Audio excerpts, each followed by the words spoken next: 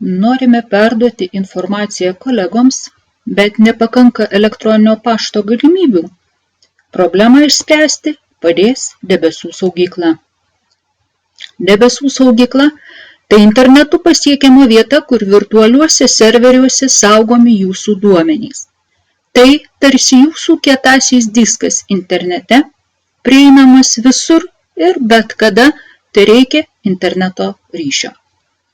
Vienas paprasčiausių šios klasės įrankių yra Dropbox saugykla. Norėdami pasinaudoti Dropbox saugyklos paslaugomis, pirmiausiai apsilankome Dropbox svetainėje.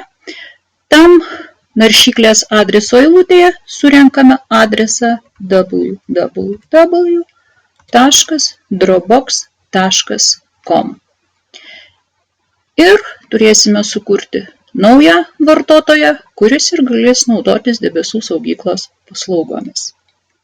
Naujai atsivėrusiame lange pasirinkę Create an account, pirmoje eilutėje surenkame vartotojo vardą, toliau vartotojo pavardę, vartotojo elektroninio pašto adresą, pasirenkame slaptažodį, su kuriuo sekantys įjungsimės prie debesų saugyklos ir nepamirštame pažymėti sutikimo su debesų saugyklos Dropbox taisyklėmis.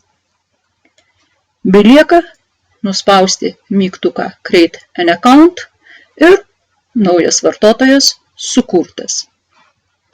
Pasirinkę debesų saugyklos ženklą, mes debesų saugykloje.